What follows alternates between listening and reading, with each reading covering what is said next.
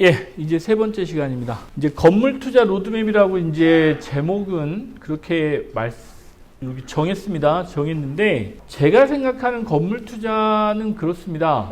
여러분들이 접해보지 않은 생소한 또 범접하기 어려운 이런 것들 단어들이 여러분들이 가지고 계신 건물 투자에 대한 기본 생각이세요. 건물 투자하시면서 제일 많이 듣는 이거, 제가 한 번도 안 해봐서, 그리고 어떻게 하는지 몰라서. 그러니까 대부분의 그 시장 멘트세요. 집 안 살보신 분도 많아요. 실제로. 아까 제가 말씀드렸지만 기존 주택 이렇게 사신 분도 많고 아까 분양 안 받아보신 분도 많잖아요. 근데 뭐든 다 새롭습니다. 뭐든 다 새로운데 왜 이제 이 부분을 건물 투자 쪽을 말씀을 드리냐면, 첫째, 주택 투자보다는 이제는 리스크가 좀 적다.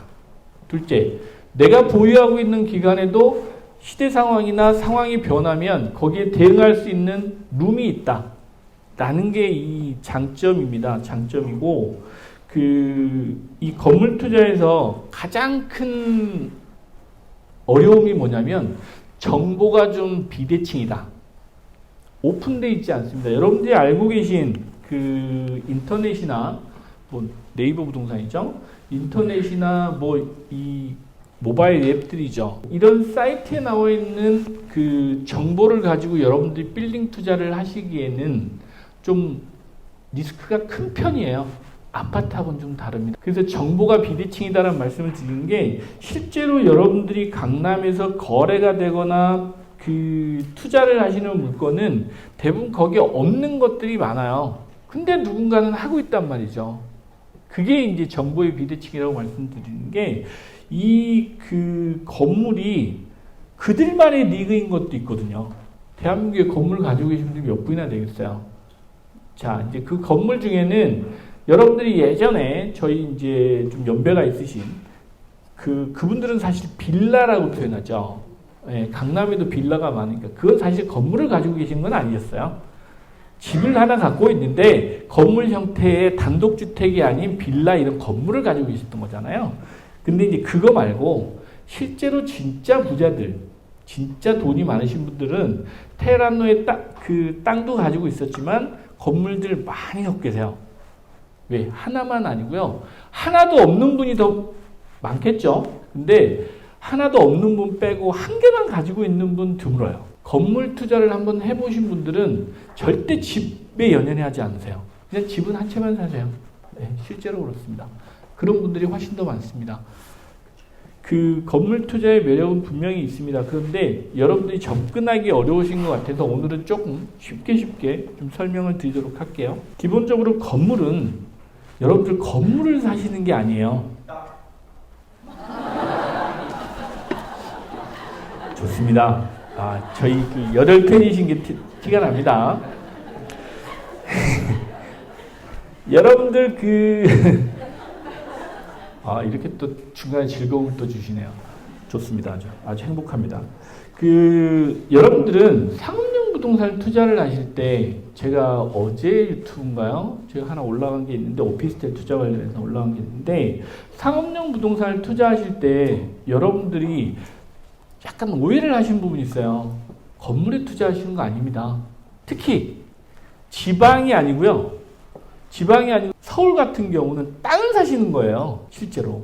그 땅에서 생기는 부가가치가 건물인 거지, 여러분들이 사시는 게 건물이 아니에요. 단지 그 땅이 건물이 들어서서 부가가치를 만들어낼 수 있기 때문에 그게 건물 투자라고 하시는 거지, 땅 투자하시는 거예요, 사실은. 거기서부터 시작을 하셔야 됩니다. 이 상업용 부동산을 말씀을 드릴 때 대부분 보면 상가 투자하시는 분들은 사실 땅이라고 얘기하기 좀 어렵죠.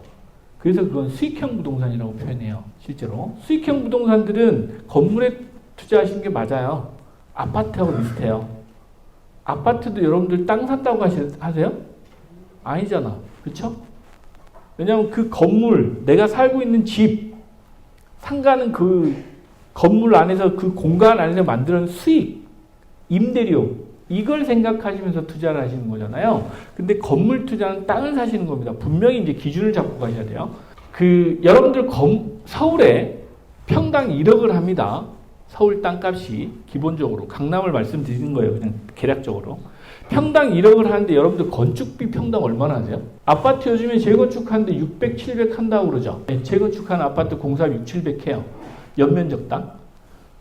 그럼 거기도 평당이에요. 물론 그 연면적이 200%니까 곱하기 2 하면 뭐 1200만 원 되겠죠. 600만 원 하면. 그래봐야 땅값의 10%, 20%가 안 됩니다.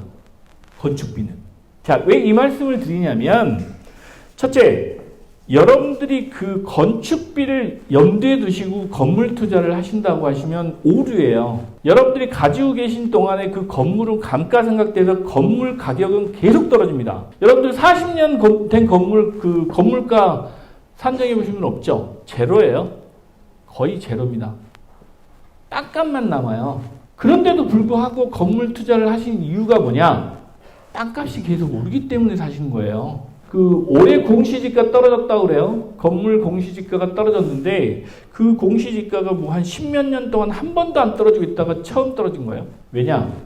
21년, 19년 이때 올라도 사실 너무 많이 올랐어요. 한꺼번에. 1년에 막 강남 같은 경우 13%, 17%씩 올랐으니까 땅값만. 근데 뭐 공시지가가 13, 17% 올랐으면 기본 50% 올랐다는 얘기입니다. 땅값만. 그런데 땅값이 1억이 5% 오르면 1억짜리가 5%면 500만 원 오른 거잖아요. 평당. 근데 건축비 1년에 4% 저기 떨어져 봐야 뭐 1000만 원씩 잡아도 40만 원이잖아요. 그럼 나는 500만 원 오른 거에다 40만 원 빼면 460만 원 버신 거란 말이에요. 그게 오른 거예요. 그렇게 이제 기본적으로 자산의 가격을 그렇게 생각하시면 첫째 이해가 좀 빠르시고요. 둘째, 내가 가지고 있는 동안에 아까 재건축을 이제 잠깐 말씀드릴게요. 재건축은 들고 계신 동안에 나가기만 하죠. 들어오는 게 없잖아요. 그죠? 왜 건물 투자가 리스크가 없다고 말씀드리냐면, 어찌됐건 내가 가지고 있는 동안에 수입이 생기잖아요. 거기서 만들어낸 부가가치가 만들어지고 있는 거잖아요. 가격은 오르는 건 차치하고, 가격은 오르는 건 빼고라도 내가 들고 있는 기간에 수입이 들어와서 리스크가 줄어드는 겁니다. 그리고 또 하나는 건물 투자는 정책 리스크가 일단 적어요. 주택은 의식주 중에 하나여서 비과세를 아까 만들어진다고 그랬어요. 비과세를 해주는 이유가 우리의 일상의 필수제여서 그거는 주거 안정 이런 목적에서 비과세를 만들어주는데 건물은 그럼 어디서 시작한 거야? 건물은 그 사업을 하는 데서 시작합니다. 일부 법인들이나 대다수 이런 사업을 하는 사람들이 그 공간을 활용해서 부가가치를 만드세요라는 데 개념이 있어요. 무슨 얘기냐? 이 사람들이 사업을 하고 돈을 벌어야 경제활동에서 나라 경제가 좋아질 거 아니에요. 그 문재인 정부, 이전 정부죠. 이전 정부 당시에서도 그렇게 이걸 규제를 하고 싶었는데 할 수가 없었던 거예요. 왜? 잘못 건드렸다가는 기업하는 사람들 통째로 날아갈 수도 있으니까. 많이 어려워지니까. 대부분 원래 이 건물들은 대형 건물들이요. 규제를 해버리면 사옥으로 쓰고 있는 대기업들 포함해서 일부 기업들이 다 기업 활동을 하고 있잖아요. 거기서 법인세를 내고 있잖아요. 근데 그 건물을 규제를 해버리면 기업 활동하는데 제약을 받고 결국에는 나라 경제가 어려워지잖아요. 그게 근간입니다. 시작점을 판단하실 때. 그래서 자꾸 건물 투자하실 때 법인으로 하시라고 하는 이유가 법인으로 하면 대출도 잘해줘요. 그 개인으로 하시는 것보다 개인 임대사업자로 하시는 것보다 법인으로 하시는 게 훨씬 유리해요. 건물 투자하실 때는. 그리고 이제 뭐 저희 투자자분들 상담 오시면 이제 자세히 상담해드리게 하는데 절세하는 방법도 다양하고요. 거기서 돈 버는 방법도 다양합니다. 왜? 돈이 계속 생기고 있잖아요. 수익이 계속 발생되고 있기 때문에 거기서 발생되는 수익을 절세를 하고 또 거기서 내가 뭔가를 만들어낼 수 있는 룸이 상당히 많아요. 그게 건물 투자의 매력이기도 하고 핵심입니다. 실제로. 이제 그런 시작점에서 이제 말씀을 드리는 거고요. 이 상업용 부동산은 사실은 일반인들이 접근이 어려우신 것도 있었지만 이게 우리나라 사람들한테는 그동안은 맞지 않았어요. 맞지 않았다는 게 뭐냐면, 아파트가 워낙 많이 오르니까 굳이 내가 저거 모르는 걸 할 필요가 없었던 거예요. 여러분들, 내가 아파트에 옆집 아줌마한테 가서 물어보고 옆집 아저씨한테 가서 물어봐도 다 아는 척을 해주잖아. 야, 거기 가면 뭐 학군이 안 좋고 하니까 너 여기 가. 지하철 언제 생기게 여기 가 이런 얘기를 해주신단 말이에요. 그래서 지금까지는 이 상업용 부동산 투자에 대해서 관심이 별로 없었어요. 그런데 지금은 이제 아닌 걸 아시잖아요. 세상에는 저보다 똑똑하신 분이 훨씬 많기 때문에 그래서 누군가 한 10년 전부터 건물 투자를 하시기 시작하신 분들이 많아진 거잖아요. 그래서 오늘 여러분들도 오셨으리라 생각을 해요. 이제 제가 여기 이렇게 이제 그 건물 투자 유망 상품이라고 해놨는데 그렇다고 안 쳐진 게 유망하지 않다는 얘기는 아닙니다. 근데 제가 다 신경 쓸 수 없어서 제가 좋아하는 거 위주로 해놓은 거예요. 전문가 입장에서 보면 저게 돈이 되니까 좋아하겠죠. 그렇죠? 투자 매력도가 있다라고 보시면 돼요.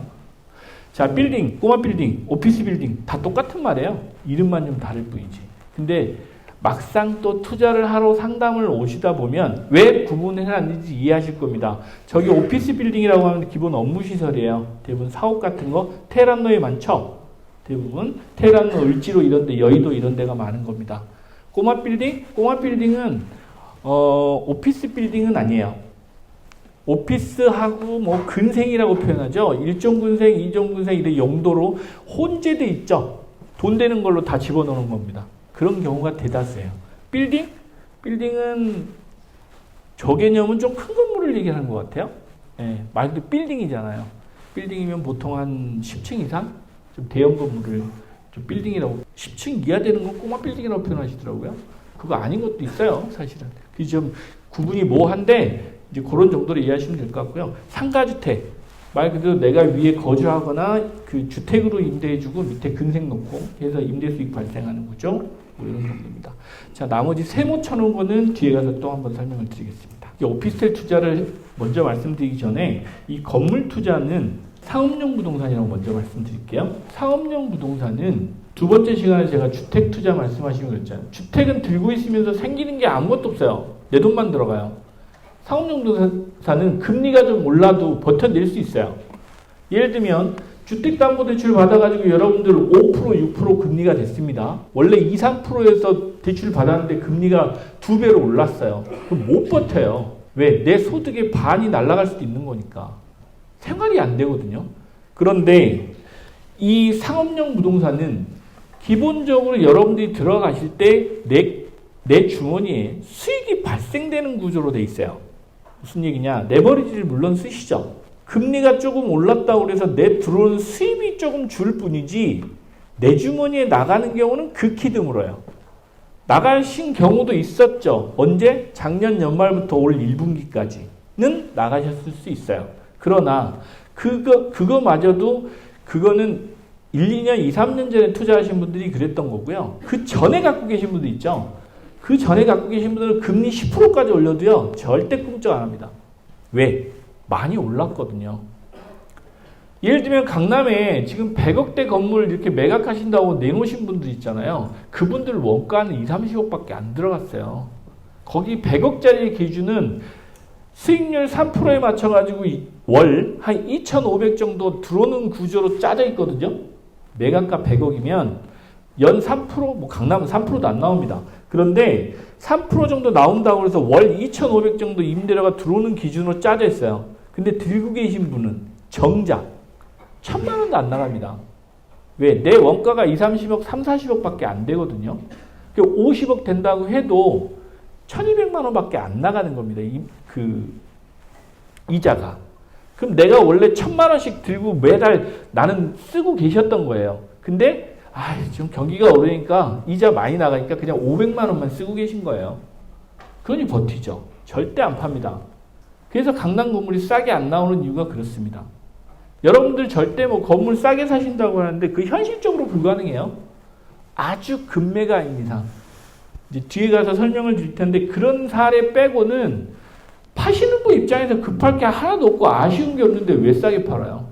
그럼에도 불구하고 저는 그 유튜브나 여러분들한테는 리스크 있는 투자는 하지 말라고 말씀드리면서 하지 말라고 하는 게 오피스텔하고 상가 투자입니다. 막 경기를 하면서 제가 하지 마시라고 그러거든요. 그거 왜 하시냐고. 또 특히 아까 이제 뭐 이렇게 대기업 다니시고 하시는 분들 가끔 가다 연말에나 뭐 이렇게 뭐 특별상에 받아가지고 목돈 몇 천만 원씩 생기면 제일 먼저 보는 게 뭐냐? 구분상가. 그 다음에 오피스텔. 왜? 돈 얼마 안 들어가거든요. 예를 들면 요즘 같은 시국에 청약금 500만 원만 있으면 저기 계약해 주잖아요. 그죠? 1000만 원만 주면 그 오피스텔 한 채 준단 말이에요. 돈 생길 때마다 사시는 분들이 있어요. 그런 거. 그쵸? 그리고 나머지 뭐야? 한 2, 3천만 원 저기 보너스 받아가지고 오피스텔 살았는데 그때는 오피스텔 청약하러 갈 때는 이거 수익률 5%, 7% 나옵니다. 그러시잖아요. 근데 금리가 갑자기 올랐네? 그때 그 산정해놓은 금리 보면 3%야. 근데 이게 6%가 됐어. 내 돈이 매달 몇십만 원이 들어가. 사놨는데. 임대료 받은 거 갖고 이자를 못 내는 거지. 여기서 겪고 계신 분도 있는 것 같아요. 웃으시는 거 보니까. 제발 그러지 마시라고 말씀드려요. 돈 생길 때마다 이게 부동산을 사시는 분들처럼 아마추어가 없습니다. 돈이 생기시면 요만큼 모이는 파이 있잖아요. 시드머니라고 표현하죠. 그 파이를 키우시는 게 진짜 투자자입니다. 돈 생길 때마다 꼭 지방 아파트도 사신 분도 있고요. 뭐 없으신 척 하지 않으셔도 제가 아는 분이 있어요. 예, 꼭 그러신 분도 있습니다. 근데 그런 투자는 이제는 정말 안 됩니다. 위험합니다. 그래서 그럼에도 불구하고 사시니까 또 왜냐하면 우리 계층사달이라고 그러죠. 젊으신 분들은 그래도 뭔가를 해야 되잖아요. 왜? 단기간에 돈을 많이 벌 수는 없으니까. 그러면 그런 분들을 위해서 투자를 할 거면 아까 서두에 말씀드렸어요. 건물, 상업용 부동산, 땅을 사시는 겁니다. 땅을 사시는 거예요. 그래서 오피스텔을 말씀드리는 겁니다. 강남에 또 서울에 유망 지역들이 있습니다. 땅값이 무지하게 오르는데 테란노 3년 전에 저기 선능력 이쪽에 평당가 1억 5천 2억이었어요. 제 유튜브 어제 나온 거 보면 대종빌딩이라고 그 건물 무너진다고 그래가지고 한 거 그거 평당 저기 2억에 나왔는데 비싸다고 그랬어요. 3, 4년 전에. 지금 근데 그 테란노 대로변에 평당 6억 달러고 그럽니다. 테란노 대로변 땅값이 6억이라고 보시면 돼요. 강남역은 10억 넘어갔잖아요.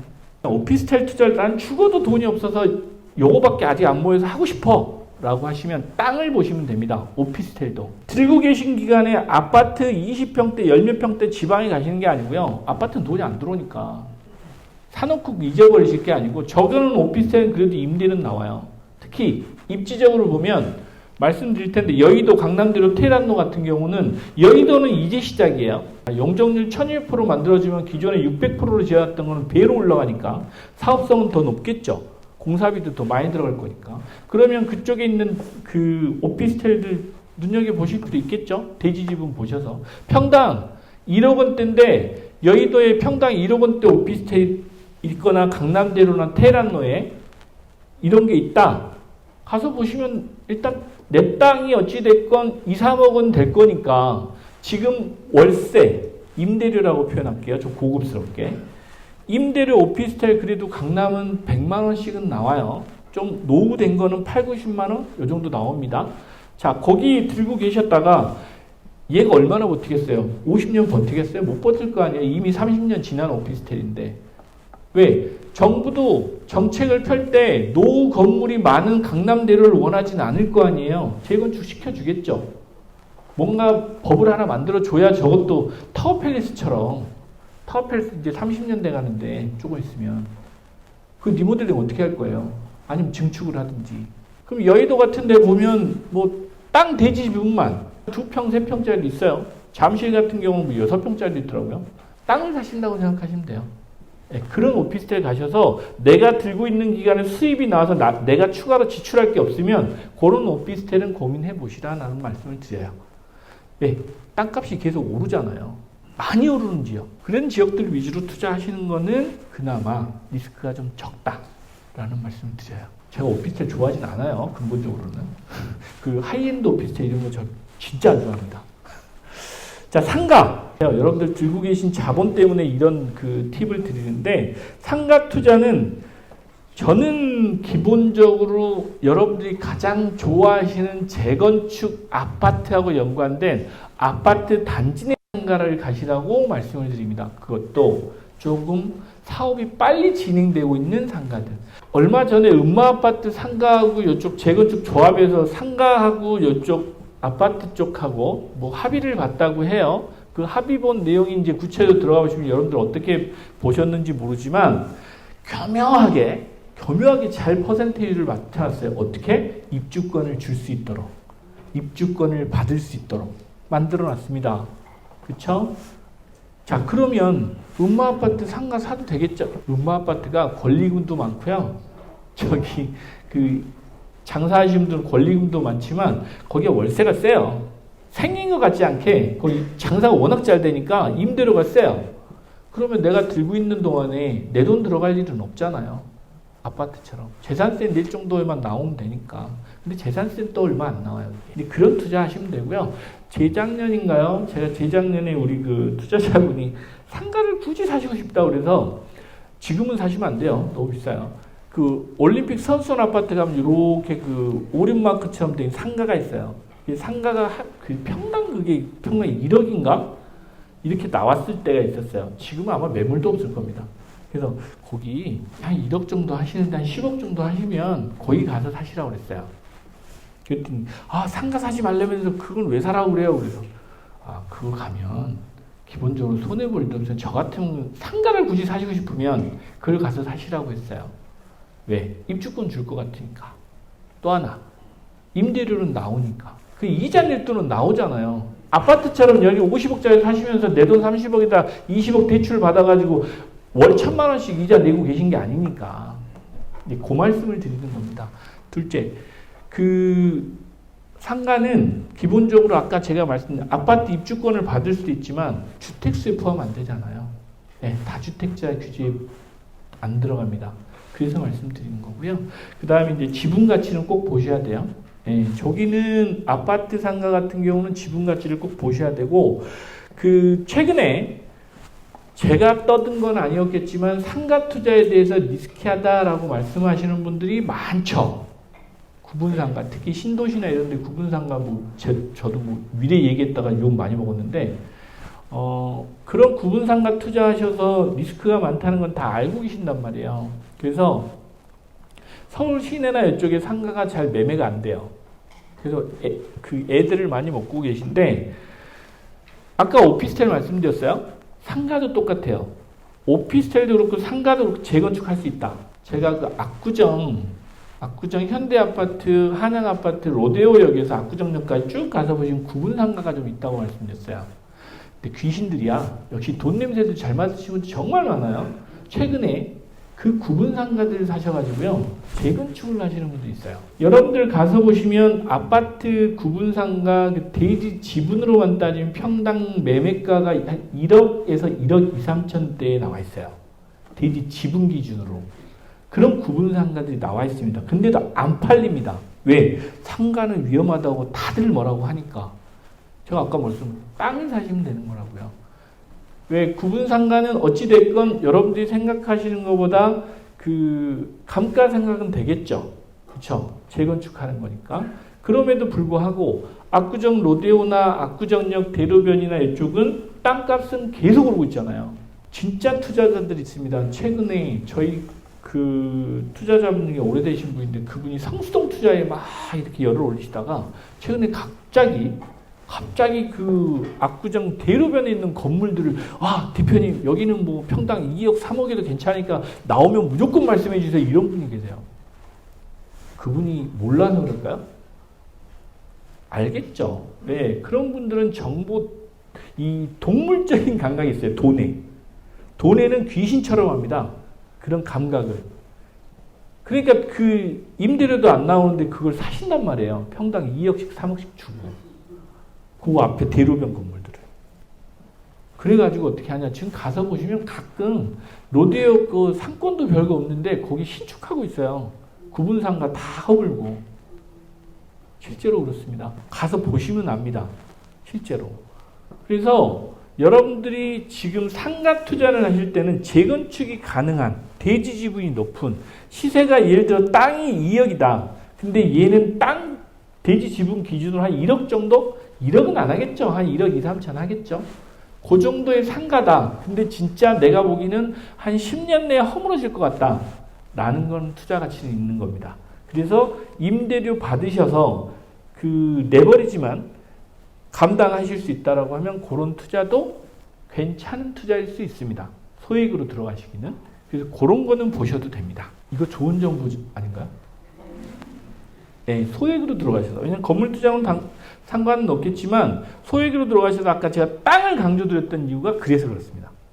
상가도 이제부터는 그 서울이 벌써 40년, 50년 된 도시예요.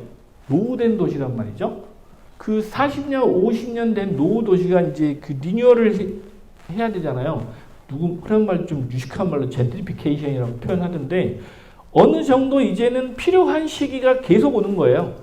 저희 사무실 쪽에 보면 도곡시장 코너에 보면 신축한 게 있고요. 하나는 정말 허물어져 가는 건물이 하나 있어요. 거기가 다 구분상가예요. 임대료 엄청 비쌉니다. 잘 나와요. 근데 그런 데 땅은 괜찮을 거 아니에요? 그런 상가들 유심히 보시면 다 발품 파셔야 돼요. 그 박준현 대표한테 와서 물어봐봐야 잘 안 가르쳐 줍니다. 그런 거. 왜? 저는 별로 관심이 없거든요. 정말 돈을 버시려면 누구보다도 열심히 다니셔야 됩니다. 특히 부동산은 그렇습니다. 이제 여러분들 관심 있는 건물 투자 쪽을 좀 말씀드려보겠습니다. 지금 건물 투자를 첫 번째 시간에 저희가 말씀드렸을 거예요. 첫째, 금리 인하는 끝났다. 금리 이슈는 별로 이제는 고려할 대상이 아니다라는 말씀을 하나 드렸고요. 둘째, 지금 강남은 여기서 강남 건물 가지고 계신 분도 있으실 테지만 강남 포함해서 서울 전역의 임대료는 계속 오르고 있습니다. 그 서울 같은 경우는 이제 임대료가 오를 수밖에 없었던 이유가 코로나 영향이 첫째 있고요. 코로나 한 2년 동안 그 착한 임대인 운동 어쩌고 저쩌고 해가지고 임대를 안 올려줬잖아요. 둘째, 인플레이션? 이게 참 그 많은 걸 올려놔요. 여러분들 뭐 음식 가격도 다 올랐지만 안 오른 게 하나도 없잖아요. 공공요금부터 시작해서. 그래서 임대료도 오릅니다. 많이 올랐습니다. 심지어 특히 신축하고 구축 임대료 차이는 계속 벌어집니다. 여러분들 신축 아파트 좋아하시는 거하고 건물 신축 좋아하는 거하고 똑같습니다. 기존 대비 그 신축 건물들은 보통 15%에서 20%씩은 비쌉니다. 그리고 어찌됐건 똑같은 임대료다 그러면 당연히 신축 갈 거 아니에요. 똑같아요. 아파트나. 그런 상황이어서 지금 건물을 가지고 계신 분들은 좋은 상황인 건 맞아요. 왜냐하면 그게 또 시간이 필요해요. 우리 이제 위드 코로나 해가지고 코로나 끝난 게 얼마 안 됐잖아요. 예, 얼마 안 됐고 작년 연말부터 하반기부터 금리 오르고 막 오르면서 만기되는 임차인 순서대로 임대를 올리고 있는 겁니다. 그러면 언제? 올 하반기까지는 끝나야 됩니다. 그래야 임대료 상승도 어느 정도 갱신해주고 안 올리신 분도 안 올렸겠지만 그거 감안해서 공공요금 오른 거 인플레이션 해서 금리 오른 거 다 반영해서 임대료를 올립니다. 그럼 어떻게 돼요? 어찌됐건 내 주머니 안에 들어오는 돈은 좀 더 많아졌죠. 근데 금리는 더 오르지는 않고 내년에는 어찌됐건 다음은 1%라도 떨어져 줄 거 아니에요. 그러면 우리가 매매가 기준 3%라고 얘기는 했는데 수익률이 4%가 되면 매매가는 오르겠죠. 이제 그런 상황이 벌어지는 겁니다. 그래서 지금 시기적으로는 아주 좋은 타이밍이다라는 걸 말씀드린 거예요. 왜? 파시는 분은 잘 안 팝니다. 지금은. 파셔야 될 이유를 잘 모르시는 거고요. 사시는 분들 입장에서는 남들보다 한 템포, 두 템포 정도는 빨리 가셔야 되는 타이밍인 거예요. 저 건물값 여러분들 그 흥정하러 보시면 50억짜리 건물도 그 자리에서 1, 2억씩 내고 합니다. 근데 1, 2억이면 여러분들 1년치 이자예요. 레버리지 쓰실 때 그렇잖아요. 2억만 해도 월 2천만 원씩 이자 내시면 1년치잖아요. 잘 안 깎아줘요. 왜? 내가 2억 깎아줄 거면 내가 그냥 1년 있다가 2억 올려서 팔면 되니까 내가 이자 내고 그렇게 생각하실 거잖아요. 여러분들 같으면 이렇게 금액 깎아주시겠어요? 근데 지금은 그게 가능한 시기이기도 해요. 그래서 좋은 타이밍입니다. 그리고 이제 가장 많이 질문하시는 거죠. 대표님, 대체 얼마가 있어야 건물을 살 수 있어요? 네, 이 질문은 뭐 몇 번 받았는지 기억도 안 납니다. 모든 분들이 다 물어보신 것 같아요. 대표님, 저기 얘가 한 10억이면 건물 살 수 있나요? 뭐 20억이면 건물 살 수 있나요? 이걸 물어보시는데 그건 의미 없어요. 사실은 크게 의미 없습니다. 왜? 여러분들 상황이 다 다르시고요. 뒤에 가서 설명드릴 텐데 그런 것들을 먼저 하시는 게 아니고 여러분들 스스로 먼저 계획을 해서 오셔야 돼요. 무슨 얘기냐? 대표님, 제가 투자할 수 있는 자본이 현재 예를 들면 10억입니다. 그리고 내가 가지고 있는 자산이 뭐 내가 아파트가 하나 있고 저는 직장을 다니고 있어서 연봉이 이 정도 됩니다.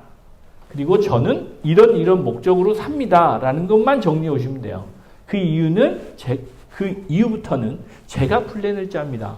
여러분들이 아무리 짜셔봐야 저보다 잘 짤 수는 없잖아요. 그렇죠? 그렇다고 여러분들이 저보다 건물을 더 많이 알고 계시지는 않을 거 아니에요. 그게 여러분들이 막 계획을 짜서 몇 억이면 건물 투자할 수 있어. 예를 들면 한 4억이어도 건물 투자하시는 분도 있어요. 지방의 아파트 한 채 값으로도 할 수는 있어요. 뭘 하냐가 다른 거지만. 그래서 그런 것들은 사실 크게 의미 없고요. 여러분들이 딱 플랜을 정확히 정리만 해오시면 돼요. 그러고 나서 상담을 몇 번 해보시고 스터디도 하시고 고민을 해보시면서 투자를 하시는 겁니다. 근데 잘 모르신다고 하면서 계획을 다 세우셔서 오신 분들이 가끔 계세요. 모른다고는 했는데 왜 계획을 혼자 세우시는지 모르겠어요. 의미도 없는데. 물론 의미가 없진 않죠. 의미가 없진 않는데 시간이 너무 아까운 거죠. 여러분들이 고민하셨던 시간만큼 물론 공부도 스터디도 많이 하시는 거겠지만 사실은 그거보다는 전문가가 있고 여러분들하고 편하게 이렇게 그 대화를 하면서 같이 고민해 줄 사람이 있으면 좀 더 빨리빨리 갈 수 있잖아요. 좀 더 앞으로 나가는 속도가 좀 빠르실 거잖아요. 그렇다고 그 건물을 사는 속도가 빠르다는 얘기가 아니고 내가 알아가는 속도가 빠르다는 얘기예요. 분명히 그게 있으실 거란 말이에요. 그래서 내가 가지고 있는 자본에 매몰될 필요가 없다라고 이제 말씀을 드렸는데 이 질문 정말 무의미해요. 제가 유튜브에도 라이브 방송할 때도 매번 말씀을 드리는데 매번 똑같은 질문이 계속 들어옵니다. 근데 실제로 건물 투자할 때 얼마 있어야 돼요? 라는 의미는 크게 중요하지 않습니다. 여러분들 개개인이 가지고 계신 컨디션들이 다 다르시기 때문에 말씀드리는 거예요.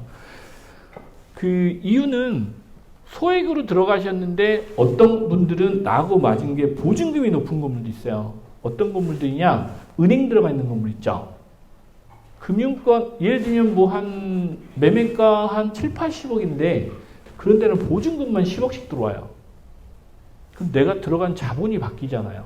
그리고 어떤 분은 또 내가 가지고 있는 자산이 또 여러 개 있어서 그걸 잘 활용하면 의외로 내 자본이 적게 들어가시는 분도 많아요. 근데 이제 거기까지는 다들 계획을 하시긴 좀 어려운 부분이 있어서 이런 부분은 조금 내려놓으시고요. 여러분들 컨디션만 정리를 해서 상담하시는 게 가장 중요합니다. 이게 여러분들한테 이제 가장 체감하시기 좋을 것 같아서 저희 이제 요 세미나 준비하면서 어떤 게 여러분들이 건물 투자할 때 가장 여러분들하고 가장 관련이 깊을까라는 걸 이제 제가 정리를 해보면서 최근에 저희 상담으로만 따지면 연령대가 3, 40대 중반하고요. 4, 50대 되신 분이 3분의 2가 넘습니다. 그리고 투자하시는 패턴이 극명하게 다릅니다. 연령대별로 다르고요. 그 다음에 여러분들이 가지고 계신 자산에도 여러 가지가 있겠죠. 여러분들 법인도 있으실 거고, 비즈니스 하시는 분도 있으니까. 그런 분도 있으실 거고, 주택을 가지고 계신 분, 또 아까 말씀드렸죠. 1주택에다가 돈 생길 때마다 내가 사서 오피스텔도 가지고 계신 분도 있어요. 한 10개씩 가지고 계신 분도 있어요. 돈도 안 됩니다. 또 하나, 내가 가진 능력 있잖아요. 여러분들 직장도 다니시고, 여러분들 소득이 있으신 분들은 저게 다 자산입니다. 여러분들 직장 다니시거나 여러분들 소득이 자산이 된다는 생각은 잘 안 하시더라고요. 근데 실제로 건물 투자할 때 저 자산이 든든한 역할을 많이 해줍니다. 그래서 아까 이렇게 이제 은퇴 준비하시는 분들 저희 요즘 상담 많이 오시는데 또 특히 베이비붐 세대들 많이 오시는데 그분들이 꼭 하시는 말씀이 있어요. 저는 퇴직하고 투자하겠습니다 하시는 분도 있어요. 제가 막 뭐라고 합니다. 퇴직하기 전에 하셔야 투자를 하실 수 있다고. 왜? 은행에서 돈을 안 빌려줍니다. 퇴직하시고 나면. 그거 뼈저리게 안 겪어본 사람 잘 몰라요. 은행 퇴직하고 나면 사표 딱 쓰는 순간 그 다음 날부터 내가 대출해놓은 거 은행에서 그쵸 팀장님? 바로 들어오죠? 예. 네. 바로 들어와요. 그게 얼마나 큰 자산인지 여러분들이 인지를 안 하셔서 그런지 경험해보지 않으시면 모르신 거죠. 퇴직하면 바로 들어옵니다. 어떻게 이자를 낼지 물어보러 들어와요. 은행에서. 그래서 절대 직장 그만두기 전에 투자하시면 안 돼요. 다니고 계실 때 투자하시는 거예요. 자, 그 다음에 저기 소득별로도 투자하시는 유형이 달라요. 예. 급여소득자도 있으시고요. 은행은 좋아하는 거죠. 급여소득자를 제일 좋아하죠. 신용등급 가장 높아요. 대기업. 왜? 대기업들은 월급 밀리진 않으니까. 그래서 돈 잘 빌려주잖아요. 믿고. 그 다음에 전문직이라고 하시죠. 이제 뒤에 사자 붙으신 분들이신데 그런 분들. 그 다음에 법인사업가. 근데 법인인데 최근 같으면 법인사업자 은행이 좋아하진 않아요. 왜? 사업이 어렵잖아요. 그래서 최근에도 저희도 많이 겪고 있는데 아마 그 유튜브 아마 조만간 나갈 겁니다. 제가 은행 가서 좀 따졌어요. 은행이 존재하는 이유가 뭐냐? 이렇게 어려울 때 사업하는 사람들 좀 도와줘야 되는 거 아니냐? 왜냐면 은행이 공무원도 아닌데 왜냐면 원래 은행이 고리대금 뭐 팔라고 생긴 게 아니잖아요. 은행 회장님들 오시면 뭐라고 하겠네. 근데 저는 은행이 설립 목적은 기업이 투자를 하고 성장하고 발전하는 데 도움이 되는 게 은행의 원래 궁극적인 목적 아닐까라는 생각을 했어요. 그래서 그 강남에 대형 지점장님들 쭉 가가지고 좀 말씀을 드렸어요. 아니 작년이나 재작년 그렇게 경기 좋다고 할 땐 돈 빌려가라고 그렇게 서로 못 빌려서 안달하다가 요즘 기업 매출 좀 줄고 그럼 이럴 때 좀 도와줘야 되는 거 아니에요? 그래야 망하지 않게 해야 돈 받을 거 아니야. 근데 은행 입장 걱정할 게 없지. 담보를 많이 잡아놨으니까. 저 법인 하면서 그분들을 살려내야 대한민국 경제도 돌아갈 건데 살릴 수 있는 좀 살려주고 또 도와줄 거 있으면 도와줘야 되는 거 아닌가요? 그 은행이 이자 못 받을까 봐 아니면 또 돈 떼일까 봐 그 걱정에서 투자하는 관점에서 보면 그걸 못 해주는 것 같아요. 좀 아쉽더라고요. 그래서 좀 그런 부분은 공격적으로 좀 건의해서 좀 해주십시오라고 하고 갔거든요. 제가 뭐 기업 걱정할 것건 아닌데 이 부동산 비즈니스 하면서 사실 그 걱정을 합니다. 왜냐하면 저희 클라이언트들이 법인이 많으시거든요. 근데 최근에 기업이 어렵다 보니까 그 사옥들이 많이 나와요. 급매로. 실제 그래서 이제 말씀드리는 거예요. 자, 그 다음에 투자의 유형도 다양합니다. 신축, 리모델링, 용도 변경 이런 걸 많이 있고요. 그 다음에 기존의 건물 그냥 사시는 분들 가장 기초적인 단계. 누구나 할 수 있는, 누구나 하는 단계. 그러니까 강남의 건물을 여러분들이 3%도 안 되는 임대 수익률을 가지고 기존 건물을 인수하셔서는 저기 레버리지 비율이 있는데 레버리지 비율을 50% 이상 들어가지 않는 한은 쉽게 수익을 내긴 어렵습니다. 저거는 시간 가지고 싸우는 거거든요. 집가 상승하는 것 가지고 싸우는 거기 때문에 내 자본이 충분히 들어가셔야 됩니다. 안 그러면 못 버티는 거잖아요. 네, 그래서 지금 여기 오신 분들 건물 투자를 처음 하시는 분들 입장에서는 기존 건물 인수하는 게 큰 매력은 없어요. 그럼에도 불구하고 또 수익이 나는 건물들도 있어요. 건물별로 특색이 좀 있습니다. 그런 거는 뭐 그 건물별로 있기 때문에 따로 그거는 뭐 개별적으로 이제 말씀드려야 되는 부분이고요. 투자 목적도 여러분들 다양하세요. 이제 가장 기본적으로 여기서 오셔서 말씀드린 분 중에 저기 아까 소득하고도 연관돼요. 급여소득자분들은 내가 은퇴하고 임대수익이 있었으면 좋겠다. 말 그대로 수익형 부동산의 개념인 거고요. 그 다음에 시세차익형. 나는 지금 급여 많이 받아. 난 대기업 다니는데 연봉 2억이야. 그래서 1억은 벌어. 왜? 저기서 임대수익 들어와 봐야 어차피 다 세금이잖아요. 그래서 시세차익이 중요해 라고 하시는 분들도 있어요. 특히 전문직에 계신 분들은. 지금 수준이 높기 때문에 임대소득에 대해서 그렇게 크게 고려를 안 하십니다. 상가주택이 여기에 해당될 수도 있고요. 아니면 법인 같은 경우는 사옥으로 쓰시면서 임대를 받는 그런 경우도 있으시고요. 그 다음에 나는 그냥 사옥으로 쓸래 라고 하시는 분들은 대부분 금액에 신경 안 쓰고 입지에 신경을 쓰시죠. 왜? 직원 뽑기 좋은 데로 갑니다. 교통 편하고. 그래서 직원들이 좋아하는 건물을 사시는 경우가 많아요. 은퇴 후 수익형. 이것도 마찬가지입니다. 아까 말씀드린 임대 수익형하고 비슷한데 특히 이제 임대 수익형하고 은퇴 후 수익형이 약간 스탠스가 달라요. 아주 안정적이어야 돼요. 은퇴 후 수익형은 저는 이제 항상 그렇게 말씀드립니다. 남자는 나이가 먹어서도 이렇게 말씀드리면 죄송해요. 이 어깨가 처지면 안 된다라고 저는 생각하는 주의입니다. 왜? 이게 사람은 돈이 힘이잖아요. 그렇죠? 네, 그래서 저기 그 은퇴 후 수익형 하시는 분들은 꼭 법인 차려가지고요. 대표이사 하시라고 그래요. 폼나잖아요. 건물주 겸, 대표이사 겸, 임대수익도 나니까. 그렇게 플랜을 짜드려요. 그게 좋지 않나요? 여기 이제 기타 뭐 레버리지 비율, 업무시설, 근생건물, 다중이용시설 이런 것들이 있는데 뭐 이런 것들은 사실 건물 용도하고 좀 그 디테일한 부분이에요. 디테일한 부분인데 최근에는 이제 기존의 임대료 가지고는 좀 어려워서 밸류업하는 걸 말씀드리죠. 건물 중에 보면 그 용적률이 조금 그 지금 현재 기준보다 조금 높은 건물들이 있어요. 그것도 좀 관심 있게 보실 필요 있는데 그것도 또 정보가 요즘은 다 오픈되어 있으니까 다들 아세요. 그래서 또 파시는 분들은 그걸 감안해서 또 가격을 올려놨어요. 그래서 또 안 돼요, 거래가. 참 이게 세상이 그 20년 전 우리 그 이런 정보가 없을 때 인터넷 이런 거 잘 안 썼을 때가 좋았을 때도 있어요. 투자하시는 분들 입장에서 보면. 30, 40대 중반이고 급여 소득자면서 이분은 현재는 급여를 잘 받고 계셔서 이분이 투자를 하고 싶은 거 대표님 저는 아파트 한 채밖에 없어요. 근데 아파트를 팔아가지고 투자하고 싶습니다. 그래서 다 하면 한 15억 됩니다. 근데 거기서 한 5억은 전세를 살아야 되니까 반전세를 살아야 되니까 한 10억 정도 가지고 한 10년, 20년 뒤에는 저 압구정 현대아파트 가서 살 수 있게 아니면 아리팍 가서 살 수 있게 도와주세요 라고 오신 분이에요. 그래가지고 10억 가지고 그럼 뭘 삽니까? 그랬더니 살 수 있나요? 라고 물어보셨겠죠. 뭘 사시고 싶으세요? 그랬더니 저분은 진짜 저는 백지입니다. 아무거나 사는 거 사겠습니다. 그래서 이런 분이 제일 힘들어요. 마음의 짐이 되게 커서 그래서 자산 현황을 쭉 봤습니다. 아무것도 없습니다. 진짜 아파트 딸랑 한 채 있습니다. 거기에 딱 하나 자산이라고 하면 내 급여가 있었습니다. 그런 분이 있어요. 근데 삽니다. 살 수 있습니다. 왜? 백지로 오셔가지고 뭐 지역이고 뭐고 이런 거 안 따지세요.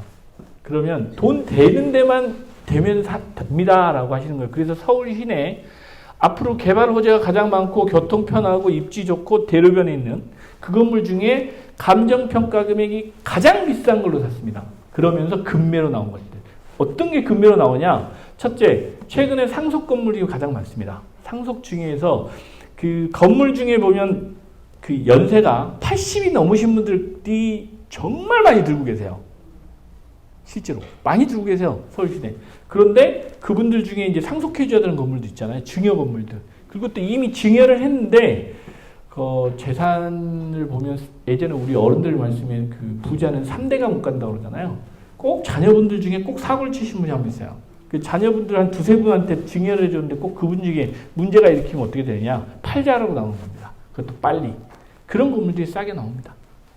그래서 그런 건물도 있습니다. 실제로 많이 있어요. 그래서 그런 건물들을 사셔서 감정평가 금액을 예를 들면 최근에 이제 그 사들인 분 중에 보면 감정평가 금액이 60억인데 37억에 샀어요. 급매로. 그날 흥정해서 그날 바로 계약금 넣습니다. 그래 놓고 리모델링입니다. 그래서 얼마에 판다? 원가 한 47억, 48억 들어갔는데 60억이 팔면 됩니다. 하나도 안 올렸습니다. 감정평가 그대로 팔면 됩니다. 투자 금액 한 7억 들어갑니다.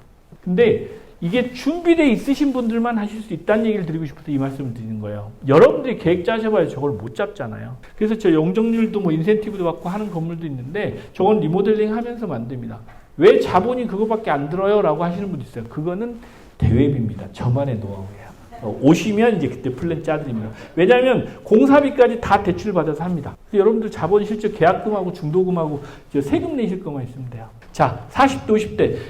이분은 전문직이세요.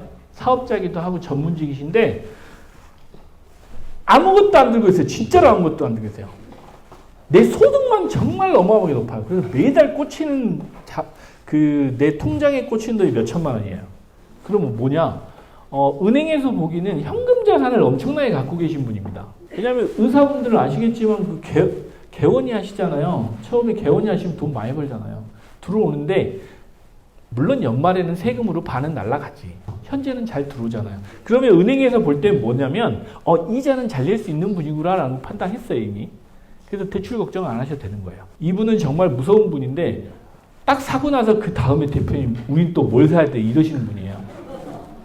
근데 이분이 제일 무서웠던 게 뭐냐면 오버하시라고 그랬어요. 왜? 아직 이제 계약해놓고요. 아직 명도도 안 했어요. 신축하실 거거든요. 다 해봐야 10억 들어갑니다. 10억 들어가시는데 돈이 매 몇천만 원씩 매일 들어오니까 그걸 보시니까 은행도 돈 잘 빌려주잖아요. 그렇게 투자하시는 분도 있어요. 그래서 여러분들이 아까 지금 제가 얼마 있으면 투자해요라는 게 의미 없다는 말씀 그래서 드리는 거예요. 이런 분들은 아무것도 안 갖고 계세요. 심지어 86년생이세요. 86년생인데 그렇게 하세요. 무섭잖아요. 정말 저돌적으로 하십니다. 최근에 하신 분이에요. 하신 분인데 그런 분들도 있습니다. 실제로. 그래서 여러분들 투자금에 대한 거는 여러분들 그 상황에 맞춰서 저희 상담을 정리만 해오시면 됩니다. 그 이후의 플랜은 따로 짭니다. 여기가 제일 어려우신 분들입니다. 진짜 어렵습니다. 여기가 제일 어렵습니다. 왜? 첫째, 이분들이 어려운 이유는 내가 그래도 한 4, 50년을 산 사람들이잖아요. 사회생활 나도 너보다는 알 수 있어 라는 분이 이제 첫째 그게 딱 깔려있어요. 저변에.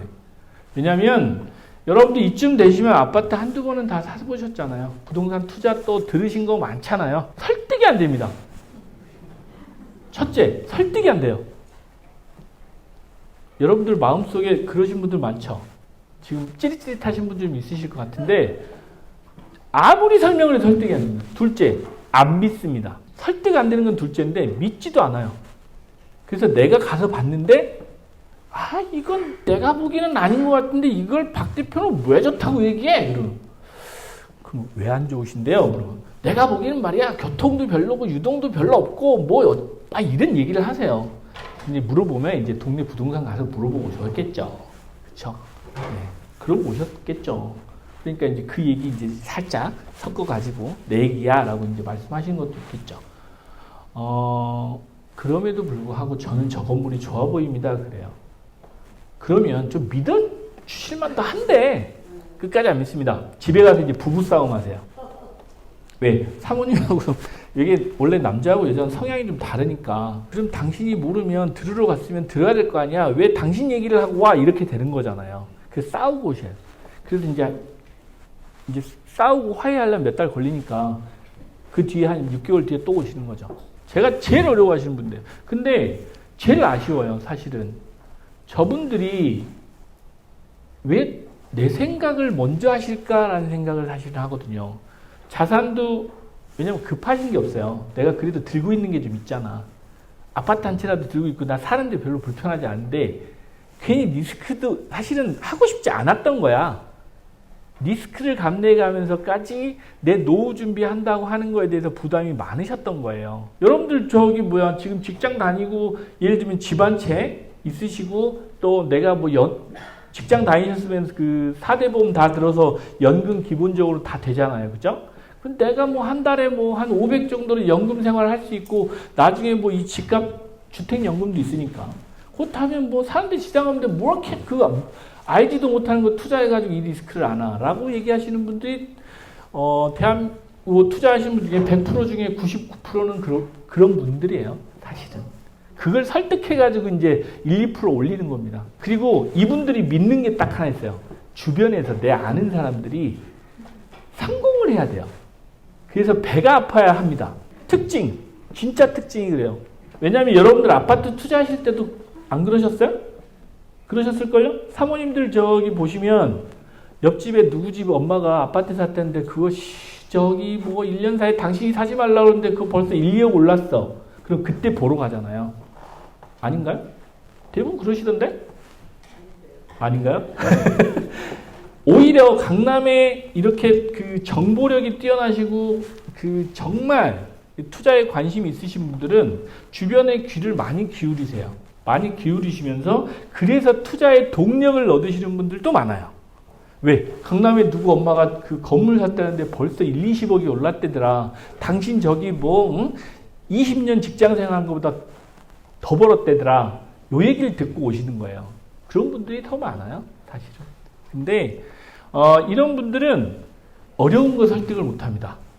신축하고 리모델링하고 밸류업하고 이런 것들 해봐야 거의 안 먹힙니다. 왜? 복잡한 거 싫어하고요. 리스크 있다라고 생각되는 것들은 절대 안 들어오거든요.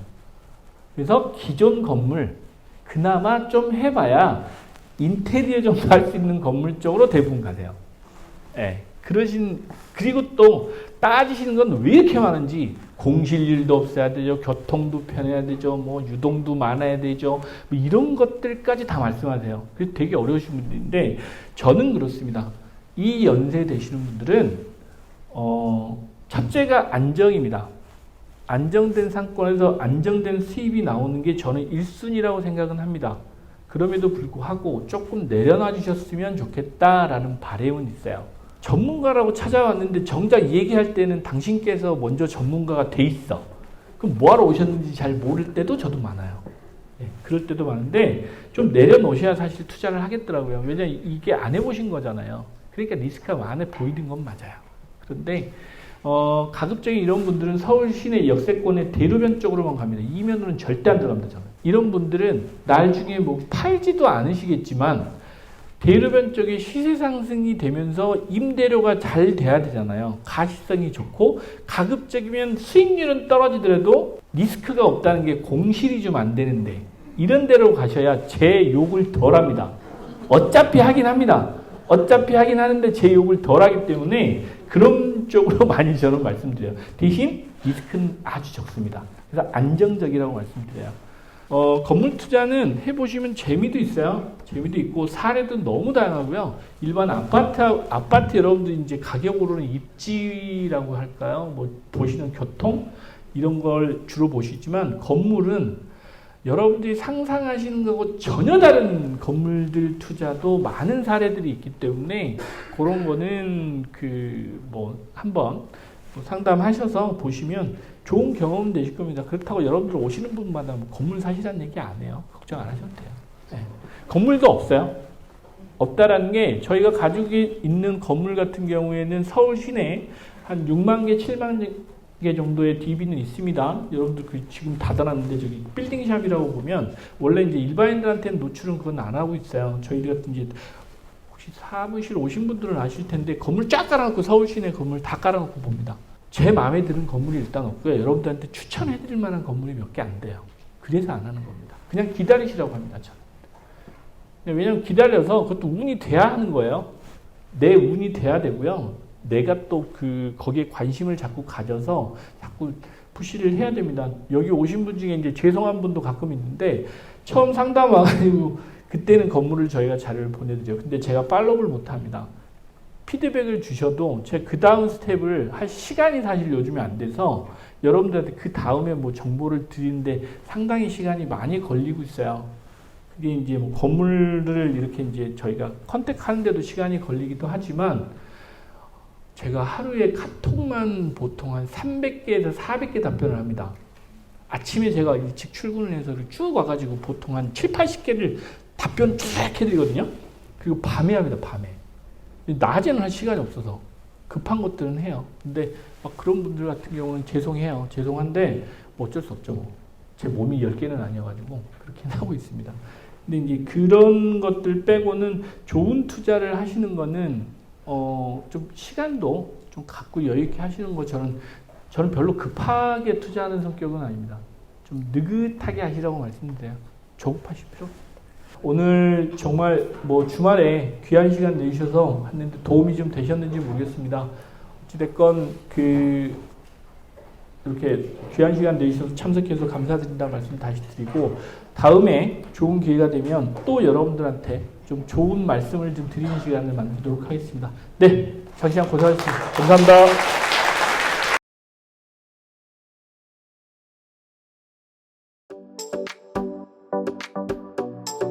여러분 좋아요, 구독, 알람 설정까지 여러분의 성공 투자를 함께 하겠습니다.